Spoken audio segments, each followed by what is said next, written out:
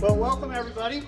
We welcome everyone gathered here today for remembrance of our local and national service members who have given the ultimate sacrifice while serving in the United States Armed Forces. Though we officially remember and memorialize them each and every Memorial Day, they are thought of often throughout the year by friends, family, and their fellow service members. We'll open this year's memorial with an open prayer in their honor by Michael Aldridge, Coast Guard veteran. And honor those who died to preserve our freedoms. We also remember our departed loved ones. They will live in our hearts and memory forever. Look down upon us with favor today, and as we resume our daily lives. Amen. We're going to ask the Greenfield High School Band to play our national anthem.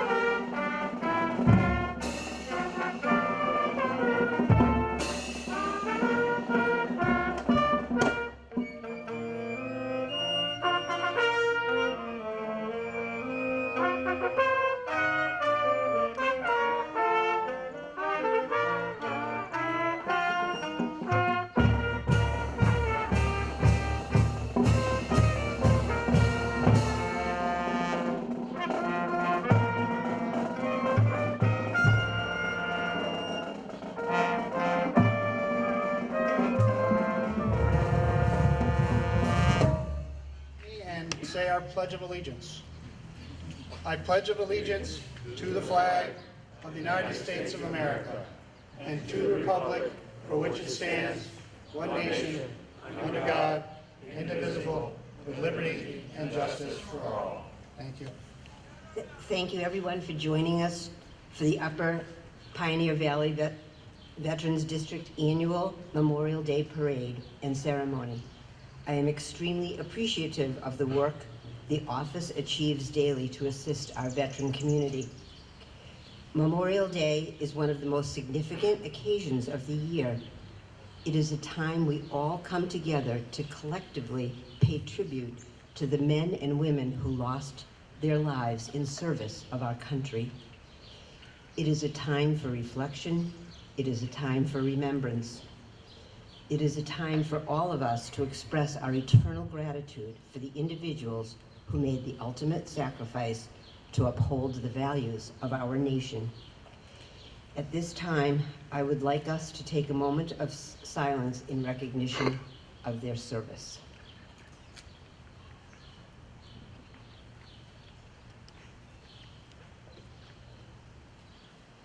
Now I will read the Memorial Day Proclamation.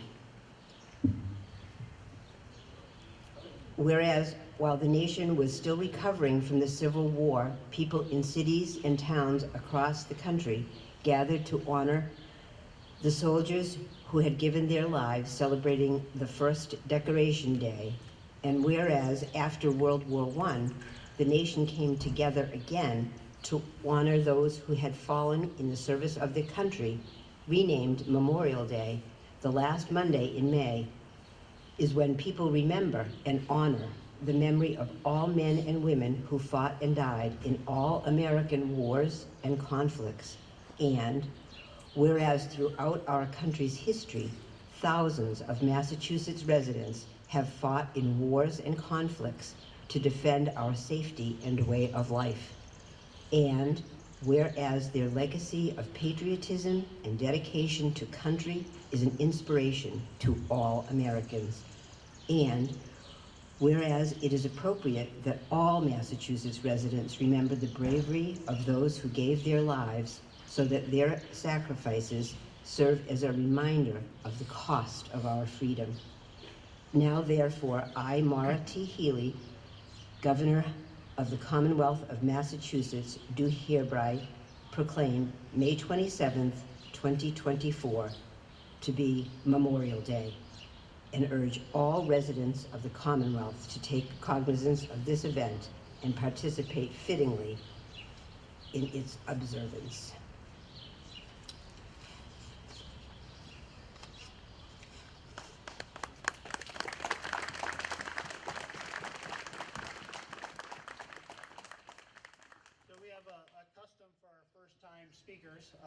our Coast Guard veteran, Michael Aldrich, likes to do a little painting. So if it's your first time speaking, you get a little painting from Michael. Thank you, Mr. Mayor.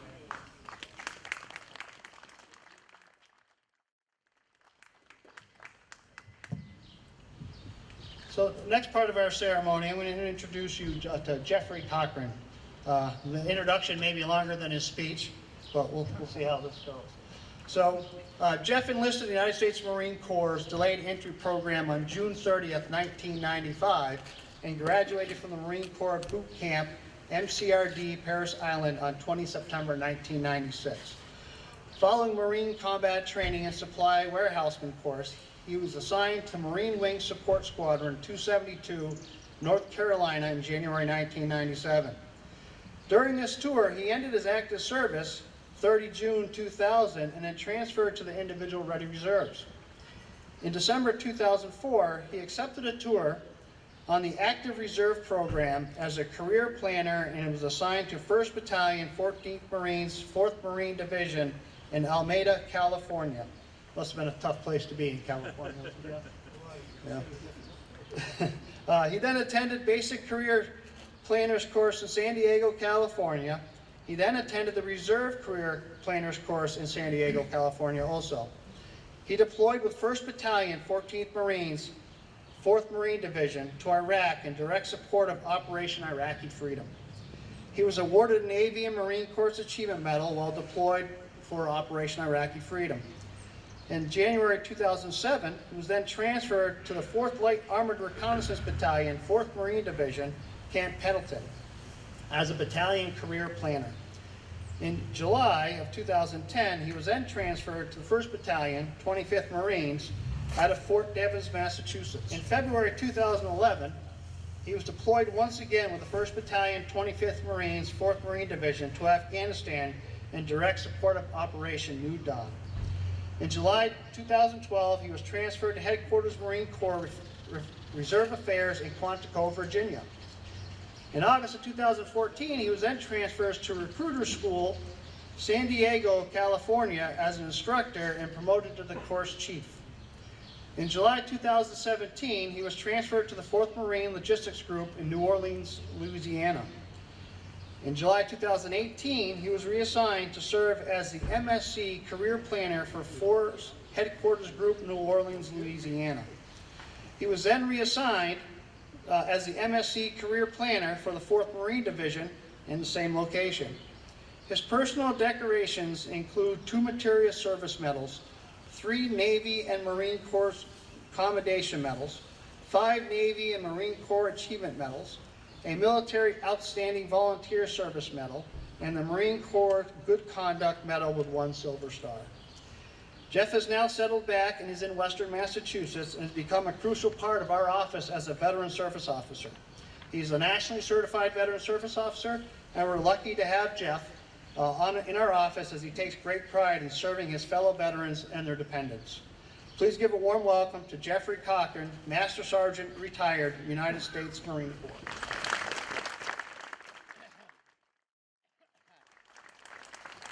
Thank you, Chris. Well, I'm done. You already said everything that needs to be said, right?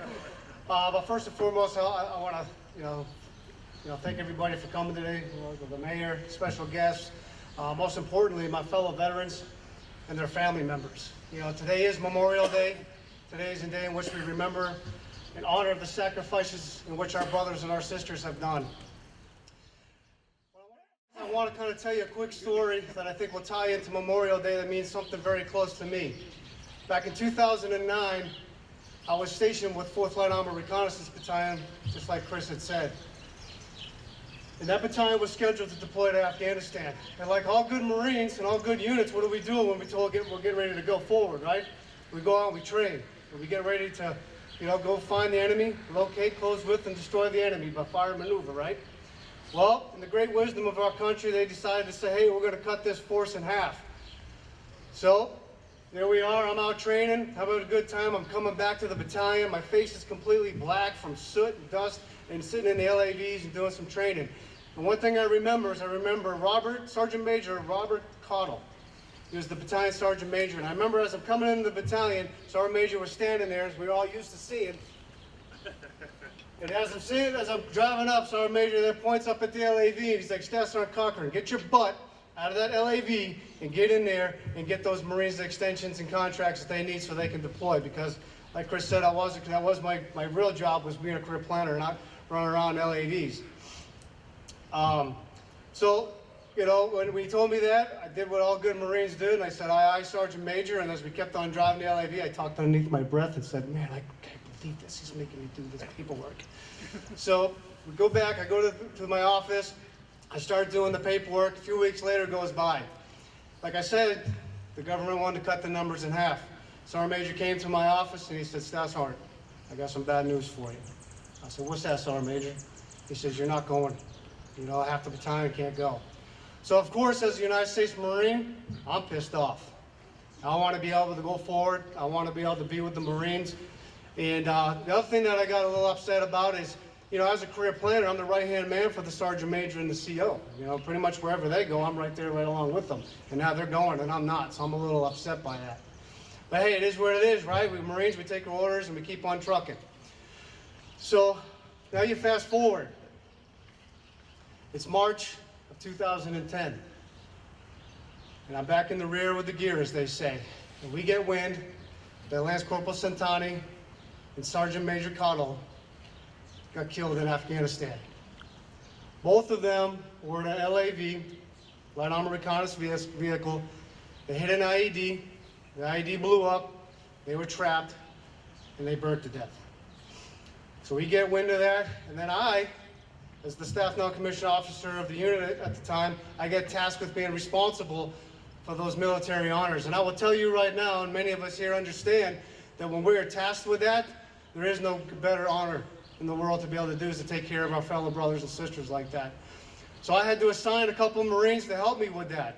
And I will tell you this, I worked the dog crap out of them. Because the mindset is I only have one chance to get it done right. As many of you have been to funerals, you don't get there's no redos, right?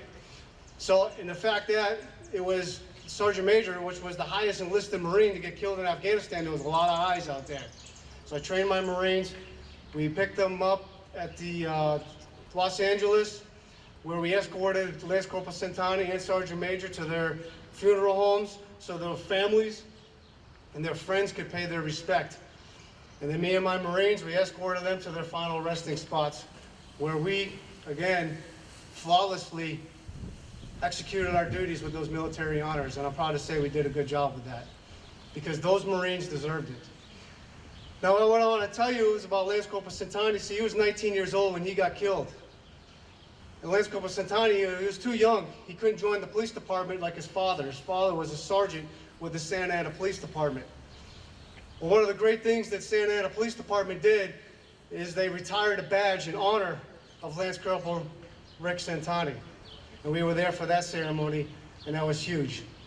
And Sergeant Major Cottle, although he was a reserve Sergeant Major, he was part of the Los Angeles SWAT team. He was a very highly decorated law enforcement officer, but he was also a reconnaissance Marine with numerous awards. So of course the Los Angeles Police Department honored him as well. But I also want to let you know too, with Sergeant Major, is when Sergeant Major deployed, his wife was pregnant with a little girl. And unfortunately that little girl never met her father. And Sergeant Major never got to meet his daughter. So again, we're here on Memorial Day to pay tribute and respect to Lance Corporal Centani, pay respect to Sergeant Major Cottle, and we're here to pay respect to the fallen brothers and sisters that you served alongside with, regardless of the war in which we were in. So I already know we did a moment of silence a few minutes ago, but I would really appreciate it if we could do another one for them now.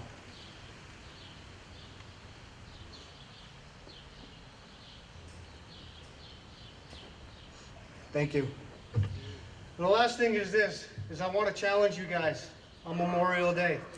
I challenge you today, yes, remember your brothers and your sisters, but also enjoy this day too. Don't sit around being upset and sobbing all day long. They wouldn't want that. They would want you to spending time with your family, having those cookouts, and enjoying your time. So that's what I challenge you to do, is go out and have a great time today, but remember them and just continue to pay tribute to them. Ladies and gentlemen, I do thank you for your time today, and one last thing, as every good Marine says, Semper Fidelis.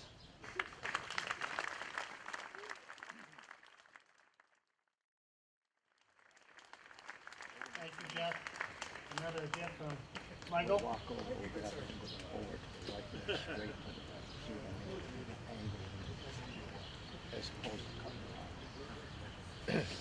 So at this time, we're going to have a presenting of the wreath at the Vietnam Veteran by Vietnam veterans Bill Phelps and Denny Dwyer.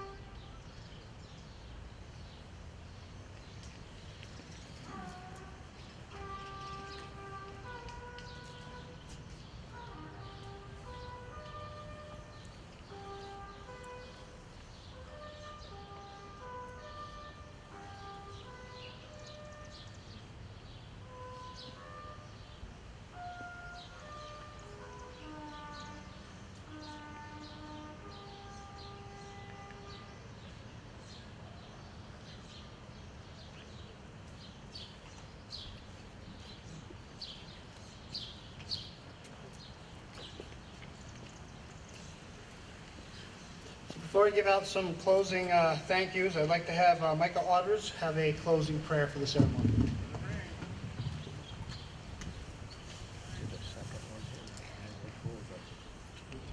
And be gracious unto you. The Lord lift up his countenance upon you and give you peace. Amen.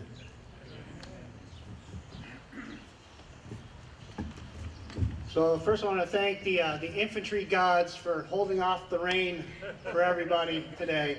I really appreciate that. Secondly, I'd like to thank the Greenfield Savings Bank. As you guys have heard, they've taken over the old library and they have sat down with our memorial committee and they've agreed to maintain that statue for us for the upcoming years. We'd also like to thank the Masons who put the flags up every year on Main Street. The Elks and building bridges for the meals they support veterans for every Thursday at the Elks Club. The Greenfield High School Student Council, who helped us put out flags at the Calvary Cemetery. The Greenfield High School Marching Band, who's always great. They're here every year to support us.